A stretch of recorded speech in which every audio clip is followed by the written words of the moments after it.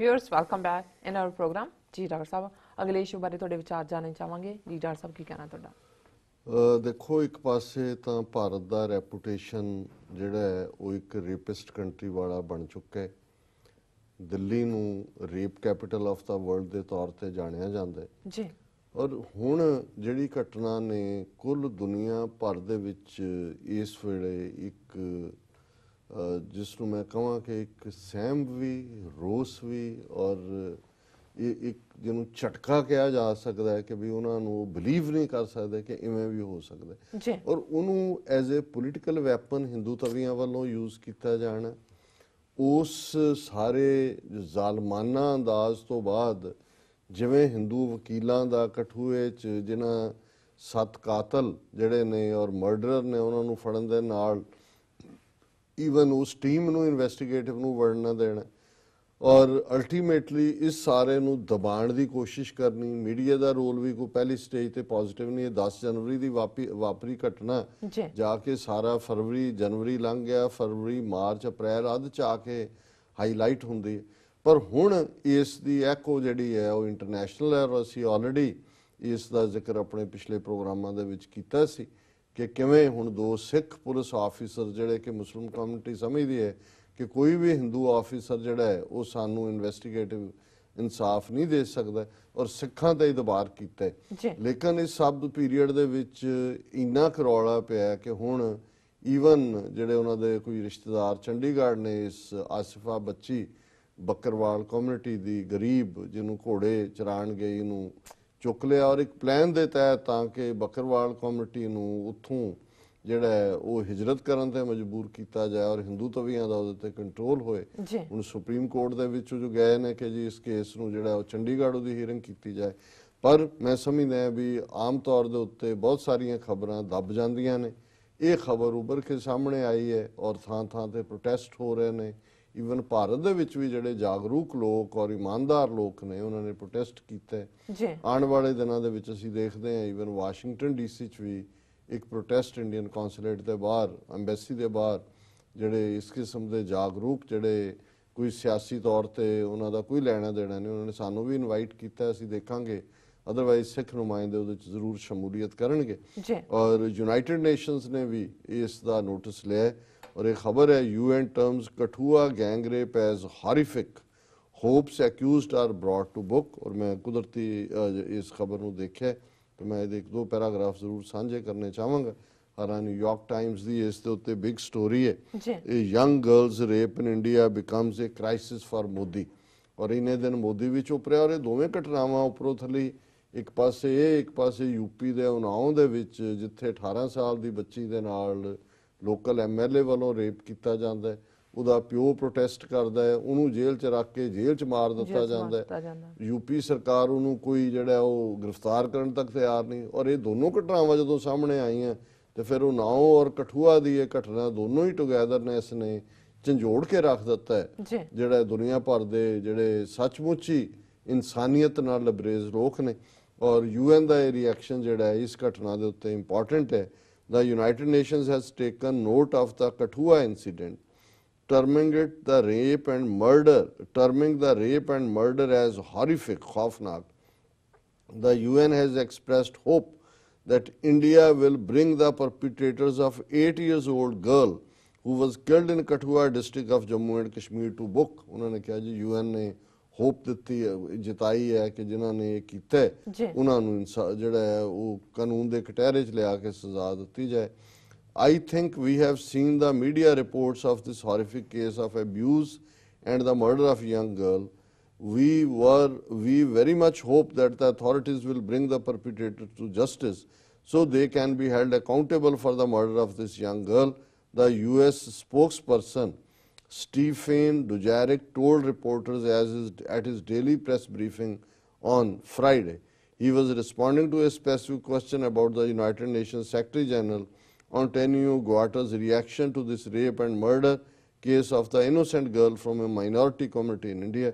ਅੱਗੇ ਫਿਰ ਉਹਨਾਂ ਨੇ ਸਾਰੀ ਇਨਸੀਡੈਂਟ ਦਿੱਤੀ ਹੈ ਜਿਸ ਦਾ ਜ਼ਿਕਰ ਅਸੀਂ ਆਲਰੇਡੀ ਬਿਗਨਿੰਗ 'ਚ ਪੰਜਾਬੀ 'ਚ ਕੀਤਾ ਔਰ ਜਿਹੜੇ ਇਹ ਹਥਿਆਰੇ ਇਸ ਦੇ ਫੜੇ ਗਏ ਨੇ ਜਾਂ ਕਿਉਂਕਿ ਇੰਨਾ ਹੁਣ ਦਬਾਅ ਬਣ ਗਿਆ ਸੁਪਰੀਮ ਕੋਰਟ ਨੇ ਵੀ ਉਹਨਾਂ ਵਕੀਲਾਂ ਦੇ ਖਿਲਾਫ ਨੋਟਿਸ ਲੈਣ ਦੀ ਗੱਲ ਕੀਤੀ ਹੈ ਜਿਨ੍ਹਾਂ ਨੇ ਬਲੌਕ ਕੀਤਾ, ਔਰ ਇਸ ਕਿਸਮ ਦੇ ਗਰੂਸਮ ਜਿਹੜਾ ਕੇਸ ਦੇ ਵਿੱਚ ਵੀ ਉਹਨਾਂ ਨੇ ਹਿੰਦੂਤਵੀ ਲਾਈਨ ਲਈ। ਔਰ ਇਸ ਸਾਰੇ 'ਚ ਜਿਹੜੀ ਉਸ ਬੱਚੀ ਦੇ ਨਾਲ ਹੈਵਾਨੀਅਤ ਹੋਈ, 6 ਦੋਸ਼ੀ ਉਹਨਾਂ ਫੜੇ ਗਏ ਨੇ, ਜਿਹੜੇ ਉਹਨਾਂ 'ਚ ਰਿਟਾਇਰਡ ਸਰਕਾਰੀ ਕਰਮਚਾਰੀ ਵੀ ਨੇ, ਵਿਸ਼ੇਸ਼ ਪੁਲਿਸ ਅਧਿਕਾਰੀ ਵੀ ਨੇ, ਔਰ ਜੰਮੂ ਕਸ਼ਮੀਰ ਦੀ ਪੁਲਿਸ ਦੀ ਕ੍ਰਾਈਮ ਬ੍ਰਾਂਚ ਨੇ ਇਸ ਜਿਹੜੀ ਦਰਿੰਦਗੀ ਦੀ ਕਹਾਣੀ ਦਾ ਬਿਊਰਾ ਵੀ ਦਿੱਤਾ ਹੈ। ਔਰ ਇਸ ਦਾ ਜਿਹੜਾ ਪਹਿਲਾ ਦੋਸ਼ੀ ਆ 19 ਸਾਲ ਦਾ ਸਕੂਲ ਡ੍ਰੌਪ ਆਊਟ ਹੈ, ਜਿਸ ਨੇ ਘੋੜਾ ਚਰਾਉਣ ਗਈ ਮਾਸੂਮ ਲੜਕੀ ਨੂੰ ਅਗਵਾ ਕਰਕੇ ਨਸ਼ੀਲੀਆਂ ਦਵਾਈਆਂ ਖਵਾਈਆਂ, ਫਿਰ ਉਸ ਨਾਲ ਰੇਪ ਕੀਤਾ। ਪਹਿਲਾਂ ਉਹਨੇ ਪੁਲਿਸ ਨੂੰ ਆਪਣੀ ਉਮਰ 15 ਸਾਲ ਦੱਸੀ ਸੀ, ਪਰ ਮੈਡੀਕਲ ਜਾਂਚ ਉਸ ਦੀ ਉਮਰ 18 ਸਾਲ ਤੋਂ ਉੱਪਰ ਆਈ। ਹੁਣ ਇਹ ਹੈ ਕਿ ਵੀ ਉਹ 19 ਸਾਲ ਦਾ, ਉਹਨੇ ਆਪਣਾ ਦੋਸ਼ ਕਬੂਲ ਕਰ ਲਿਆ। ਔਰ ਉਸ ਦੇ ਬੱਚੀ ਦੇ ਸਰੀਰ ਤੇ ਉਹਦੇ ਜਿਹੜੇ ਵਾਲ ਮਿਲੇ ਨੇ DNA ਦੇ ਨਾਲ ਹੋਇਆ ਕੰਪੇਅਰ। ਹੁਣ ਇਹ ਬੰਦਾ ਕੌਣ ਹੈ ਡ੍ਰੌਪ ਆਊਟ ਜਿਹਨੇ ਇਹ ਕੰਮ ਕੀਤਾ? ਇਹ ਸੰਜੀ ਰਾਮ, ਜਿਹੜਾ ਮੁੱਖ ਤੌਰ ਤੇ ਉੱਥੋਂ ਦੇ ਮੰਦਿਰ ਦਾ ਪੁਜਾਰੀ ਹੈ, BJP ਨਾਲ ਉਹਦਾ ਸੰਬੰਧ ਹੈ। ਦੂਸਰਾ ਦੋਸ਼ੀ ਸੰਜੀ ਰਾਮ, 60 ਸਾਲ ਦਾ ਸੰਜੀ ਰਾਮ ਮਾਮਲੇ ਦਾ ਦੂਜਾ ਦੋਸ਼ੀ ਹੈ। ਦਰਿੰਦਗੀ ਦੀ ਇਸ ਚਾਰਜਸ਼ੀਟ ਮੁਤਾਬਕ ਇਸ ਪੂਰੇ ਘਟਨਾਕ੍ਰਮ ਦਾ ਮਾਸਟਰਮਾਈਂਡ ਸੰਜੀ ਰਾਮ ਨੂੰ ਦੱਸਿਆ ਜਾ ਰਿਹਾ ਹੈ। ਬੱਕਰਵਾਲ ਦੀ ਇਸ ਮਾਸੂਮ ਨੂੰ ਅਗਵਾ ਕਰਨਾ, ਫਿਰ ਰੇਪ ਤੇ ਮਰਡਰ ਇਲਾਕੇ ਨਾਲ ਇਸ ਨੂੰ ਘੱਟ ਗਿਣਤੀ ਵਾਲੇ ਬੱਕਰਵਾਲ ਕਬੀਲੇ ਨੂੰ ਹਟਾਉਣ ਦੀ ਇੱਕ ਸੋਚੀ ਸਮਝੀ ਸਾਜ਼ਿਸ਼ ਦਾ ਹਿੱਸਾ ਸੀ ਕਿ ਇਦਾਂ ਦੇ ਕੰਮ ਕਰੋ ਔਰ ਇਹ ਡਰ ਕੇ ਜਿਹੜੇ ਨੇ ਚਲੇ ਜਾਣ। ਰਾਸਨਾ ਪਿੰਚ ਦੇਵੀ ਸਥਾਨ ਮੰਦਿਰ ਦੇ ਸੇਵਾਦਾਰ ਸੰਜੀ ਕਬੀਲੇ ਨੂੰ ਹਟਾਉਣ ਲਈ ਇਸ ਘਿਨੌਣੇ ਕੰਮ ਨੂੰ ਅੰਜਾਮ ਦੇਣਾ ਚਾਹੁੰਦਾ ਸੀ। ਇਸ ਲਈ ਉਸਨੇ ਆਪਣੇ ਨਾਬਾਲਗਾ ਭਤੀਜੇ ਤੇ ਹੋਰ 6 ਲੋਕਾਂ ਨੂੰ ਲਗਾਤਾਰ ਉਕਸਾਇਆ। ਹੁਣ ਇਹ ਬੰਦਾ ਹੈ ਜਿਹੜਾ ਮੰਦਿਰ ਦਾ ਪੁਜਾਰੀ ਹੈ, BJP ਨਾਲ ਸਿੱਧੇ ਤੌਰ ਤੇ ਸੰਬੰਧਿਤ ਹੈ, ਔਰ ਇਹਨੇ ਈਵਨ ਆਪਣਾ ਭਤੀਜਾ ਔਰ ਦੂਜਾ ਹੀ ਇਸ ਕੰਮ ਦੇ ਉੱਤੇ ਲਾਏ। ਔਰ ਫਿਰ ਤੀਜਾ ਦੋਸ਼ੀ ਦੀਪਕ ਖਜੂਰੀਆ, ਮਾਮਲੇ ਦਾ ਤੀਜਾ ਦੋਸ਼ੀ ਸਪੈਸ਼ਲ ਪੁਲਿਸ ਆਫਿਸਰ।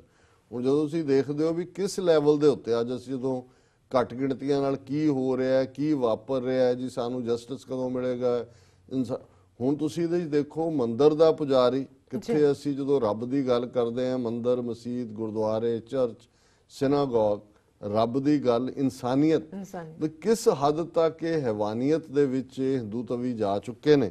ਹੁਣ ਔਰ ਪੁਲਿਸ ਆਫਿਸਰ, ਮਾਮਲੇ ਦਾ ਤੀਜਾ ਦੋਸ਼ੀ ਸਪੈਸ਼ਲ ਪੁਲਿਸ ਆਫਿਸਰ ਦੀਪਕ ਖਜੂਰੀਆ ਹੈ, ਜਿਸ ਨੇ ਬੱਚੀ ਨੂੰ ਮਾਰਨ ਤੋਂ ਪਹਿਲਾਂ ਬਲਾਤਕਾਰ ਕਰਨ ਦੀ ਇੱਛਾ ਜ਼ਾਹਰ ਕੀਤੀ। ਇਹ ਵੀ ਰੇਪਿਸਟ ਹੈ ਜਿਹੜਾ ਸਪੈਸ਼ਲ ਪੁਲਿਸ ਆਫਿਸਰ ਹੈ।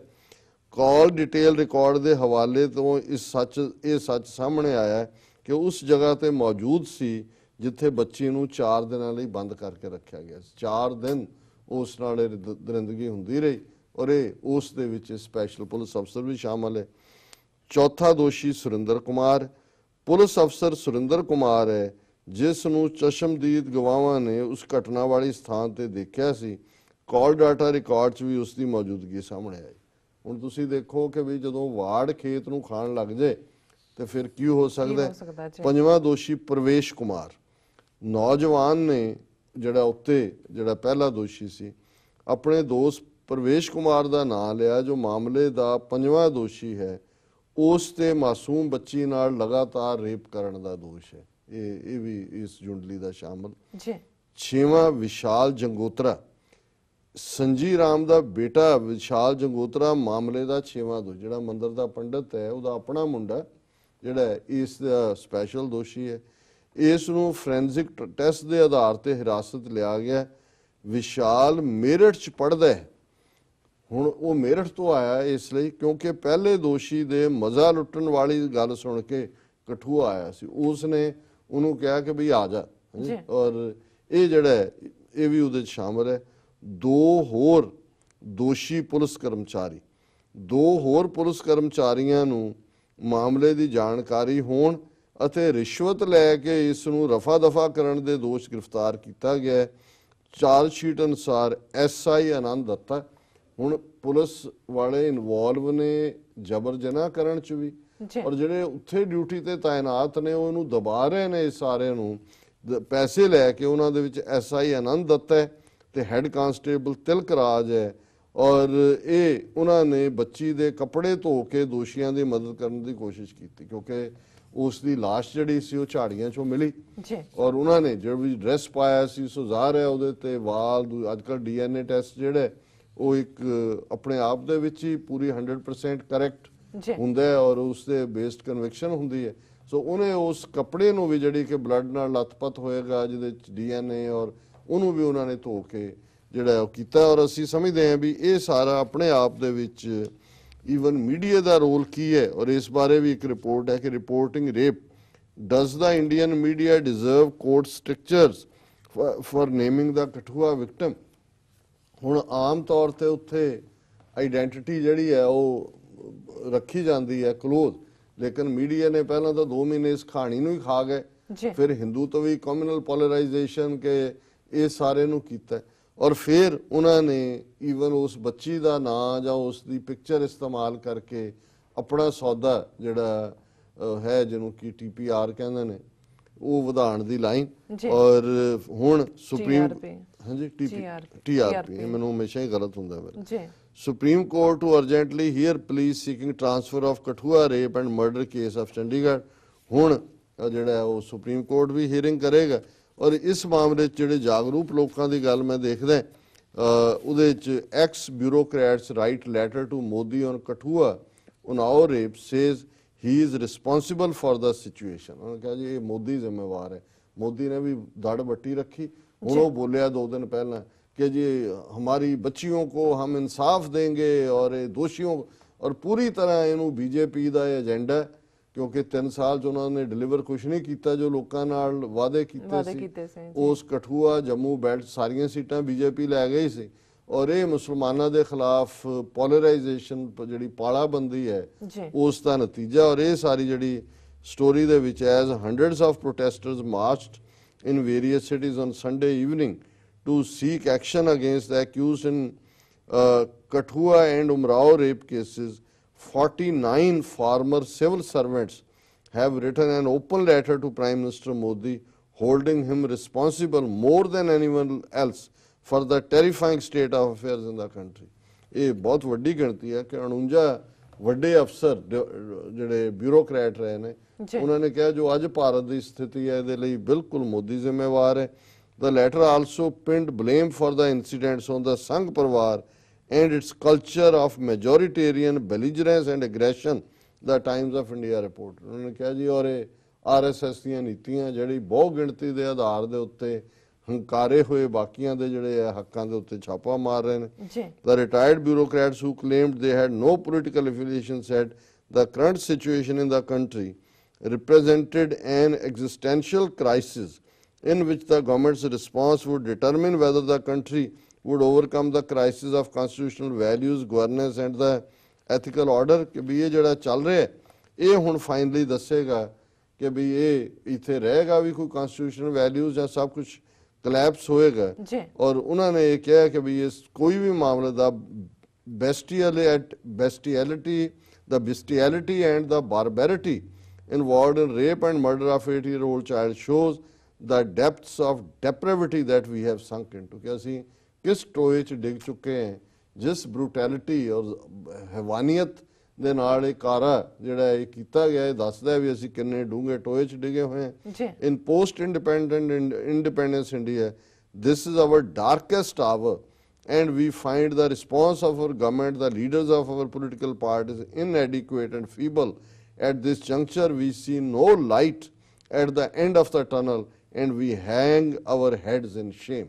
ਉਹਨੇ ਕਿਹਾ ਵੀ ਸਾਰੀਆਂ ਸਿਆਸੀ ਪਾਰਟੀਆਂ ਦੇ ਲੀਡਰਾਂ ਦਾ ਰੋਲ ਔਰ ਸਾਡੇ ਓਵਰਆਲ ਸਾਡਾ ਸਭ ਤੋਂ ਕਾਲਾ ਜਿਹੜਾ ਉਹ ਵਕਤ ਹੈ ਡਾਰਕੈਸਟ ਆਵਰ ਹੈ ਔਰ ਅਸੀਂ ਸ਼ਰਮ ਦੇ ਨਾਲ ਸਾਡੇ ਸਿਰ ਝੁਕੇ ਹੋਏ ਨੇ ਔਰ ਸਾਨੂੰ ਇਸ ਟਨਲ ਦੇ ਦੂਜੇ ਸਿਰੇ ਤੇ ਕੋਈ ਰੋਸ਼ਨੀ ਨਜ਼ਰ ਨਹੀਂ ਆਉਂਦੀ। In both cases, Prime Minister, it is your party which is in power.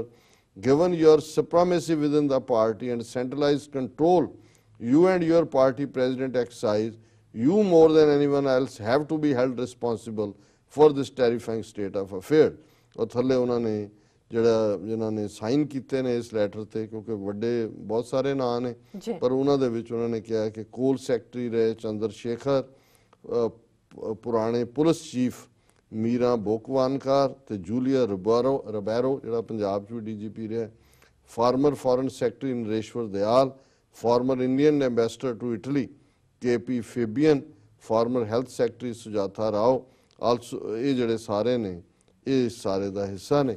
ਸੋ ਅਸੀਂ ਸਮਝਦੇ ਹਾਂ ਵੀ ਜਿੱਥੇ ਇੱਕ ਪਾਸੇ ਪਾਪ ਦੀ ਜ਼ੁਲਮ ਦੀ ਇੰਤਹਾ ਹੈ ਜੀ ਉੱਥੇ ਅਜੇ ਵੀ ਕੁਝ ਜਾਗਦੀਆਂ ਜ਼ਮੀਰਾਂ ਵਾਲੇ ਲੋਕ ਨੇ ਔਰ ਅਸੀਂ ਸਮੁੱਚੀ ਸਿੱਖ ਕੌਮ ਵੱਲੋਂ ਜਿਹੜਾ ਹੈ ਇਸ ਦੀ ਨਿਖੇਧੀ ਤਾਂ ਕਰਦੇ ਹੀ ਹਾਂ ਔਰ ਅਸੀਂ ਇਹ ਅਪੀਲ ਵੀ ਕਰਾਂਗੇ ਆਪਣੇ ਵੀਰਾਂ ਭੈਣਾਂ ਨੂੰ ਕਿ ਉਹ ਜਿੱਥੇ ਜਿੱਥੇ ਵੀ ਨੇ ਔਰ ਜਿੱਥੇ ਜਿੱਥੇ ਵੀ ਆਵਾਜ਼ ਚੁੱਕੀ ਜਾ ਰਹੀ ਹੈ ਉਹ ਲੀਡ ਕਰਨ ਬਹੁਤ ਚੰਗਾ ਹੈ। ਨਹੀਂ ਤਾਂ ਜਿਹੜੇ ਲੀਡ ਕਰ ਰਹੇ ਨੇ ਉੱਥੇ ਸਾਡੀਆਂ ਜਿਹੜੀਆਂ ਨੇ ਨੁਮਾਇੰਦਾ ਜਥੇਬੰਦੀਆਂ ਉਹਨਾਂ ਦੇ ਨੁਮਾਇੰਦੇ ਉੱਥੇ ਜ਼ਰੂਰ ਹੋਣੇ ਚਾਹੀਦੇ ਨੇ।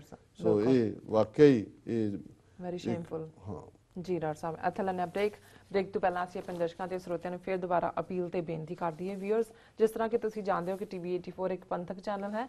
ਟੀਵੀ 84 ਇੱਕ ਮਨੁੱਖੀ ਹੱਕਾਂ ਦਾ ਪਹਿਰੇਦਾਰ ਹੈ। ਟੀਵੀ 84 ਸਿੱਖਾਂ, ਕਸ਼ਮੀਰੀਆਂ ਤੇ ਭਾਰਤ ਦੀਆਂ ਨਾਰਥ ਈਸਟ ਸਟੇਟਾਂ ਦੇ ਲੋਕਾਂ ਦੇ ਸਵੈ-ਨਿਰਣੇ ਦੇ ਹੱਕਾਂ ਦਾ ਹਾਮੀ ਹੈ।